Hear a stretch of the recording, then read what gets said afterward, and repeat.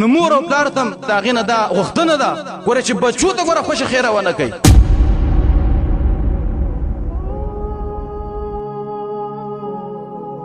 او ازرار ضررونه د مور او پلار د نافرمانی اخرنی خبره بداو کو چا چې د مور او پلار نافرمانی کوي دا غي ضرر څه ده دا غي ضررونه ده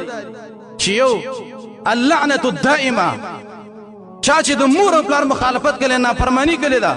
په دې باندې همیشه د الله لعنت ده حدیث کې راغلی نبی صلی الله علیه وسلم فرمای هغه کس باندې د رب العالمین لعنت راولېږي چا چې په مور او پلار باندې لعنت وي او هغه ته خوش خبرې وکړلې او په حدیث ابن عباس کې راغلی ملعون من سب اباه هغه کس لعنتی دی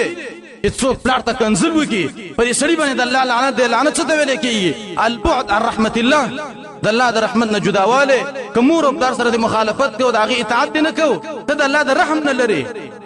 د الله رحم چې پتا باندې کېږي په سبب د مور او پلار چې د مور او پلار خبره ته ومني دویم د مور او پلار د نافرمانی ضرر دا دی چې تعجیل العقوبه چا چې د مور او پلار نافرمانی کړې ده تاسو به لیدلي ضرورت الله رب العالمین بچی راغټ کی او دغه بچی به د پلار مخالفت کوي هغه ته کنځلي کوي هغه ته خوش خبري کوي تعجیل العقوبه د وجه نبی صلی الله علیه وسلم به ویلي وای په دنیا کې دوه کارونه دي او دوه ګناهونه دي چې د بنده الله رب العالمین په دې دنیا کې به ته بدلا یو البغي ظلم دی ظلم چې دی وکړه الله رب العالمین ته په دې دنیا کې به ته بدلا اخلي چا سره چې ظلم وکړه الله رب العالمین بستا قوت اغیله ورکی او به هغه کس پتا باندې ظلم کوي به ته او دیم حقوق الوالدین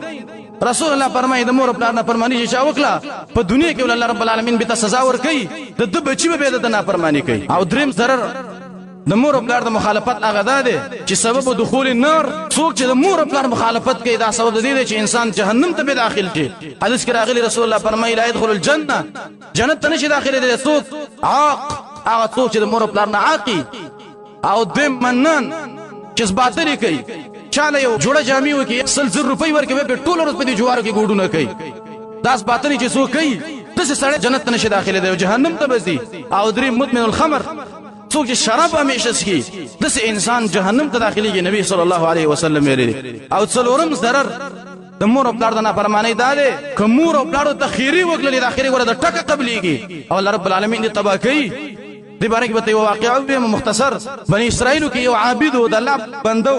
د الله بندګینه به کولې دای ورځي ولاړ خپل عبادت خانه کې په نفل مونږ باندې په نفل مونږ کوي وای مور ته هغه کو چې جوړه راشه وای دې ځان سره چې لکه دا مونږ دیوال ته مرغه کوي او زه خیر دې مونږ په پوره کما شرعي مسله ده چې ته په نفل عبادت کې په نفل مونږ کې او مور او پلار ته خبره وکړه دا نفلي بندګي او نفلي مونږ به پریدي او د مور خبره به دی مانی وای دی ویل چې را د مونږ وکم ورسته به ورشم وای دی مونږ کوو هغه ته غوکو دی دغه نه کو وای دی مور ته د خیره وکړه صرف دومره ته ویل چې جوړېجا الله دې تر هغه په ملک وا تر دې پورې چې ته د زناکار خو مخ وینې دا خیره د صرف وکړه د مور مړش ولا لاړه په خدا وشله یو زنانه ده او اگر حاله د دې جوړېج عبادت خانه ته دی ته ویل چې ما سره زنا وکا وای جوړېج ته ویل چې ورکه شناولې مردارې تاسو ما دې عبادت ته وګورئ ته د زنا مطالبه ته وګوره وای دا خزه لاړه فزنت بالراعي دی یو شپونکی سره زنا وکړه او چې کله سره زنا وکړه د دې حمل پیدا شه په خېټه باندې بچي اوسېګا کله چې بچي پیدا شو خلک راټول شو د خزه ته ویل چې دا د چانه دی دا بچي وای دی وته ویل چې دا د بنی اسرائیل د عابد دغه کې جوړه دروغي ویلې او دا دیمه سره زنا کړی دا او دا بچي د دینه دی خلک رال د دې د عبادت خانه ونړه ولا عبادت خانه ولا وسوله او دایره وسوي تا منګ وجنو وای دی وته ویل چې ما ولی وجنې څه ګناه مې کړی دا وای تاسو زنا کړی دی وی خدای سره او ستا بچي دا غنه پیدا شوی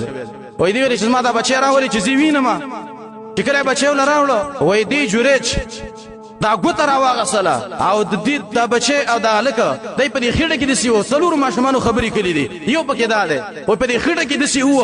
او ته ویل چې ماشومه من اباد پلار څوک دی نو څوک چې د الله رب العالمین اطاعت کوي الله رب العالمین پیژاندلې الله رب العالمین پیژنې نو په سخت کې الله رب العالمین به دا بند نه یری او دغه ماشوم ویلې چې زما پلار چې دی الراعي فلان پلانیش پونکې زما پلار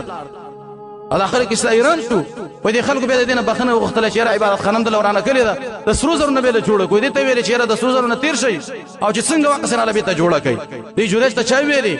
و دې امتحان پته باندې څنګه راغی په امتحان کې څنګه ير شوې و دې ویل ما ته دې پته شته ده او ما ته دې قسم معلومه ده وای څنګه وای زه دغه په نه بل منځ باندې ولاړ مور مې راته غوږ وک مولا خبره دغه له زروسته ورلمه مور مې ته صرف دومره ویلې چې بچو الله دې تر هغه پورې ممل کوا چې د زیناکارو خو مخونه دې نه لیدلې وای دا خیر الله رب العالمین قبول کړه نو مور او پلار تم دا غینه دا وختنه ده ګوره چې بچو ته ګوره خوش خیره ونه کوي خیره متوکل الله رب العالمین قبلې ډاری کی بچو ته خې دعاګانې کوي چې الله زما دا بچی دې تینې ک عمل صالح غټ کې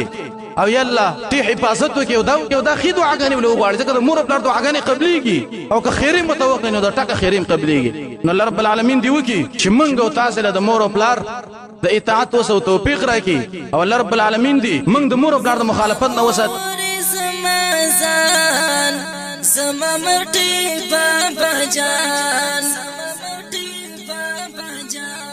درته ژوند غواړم الله نه درته ژوند غواړم الله نه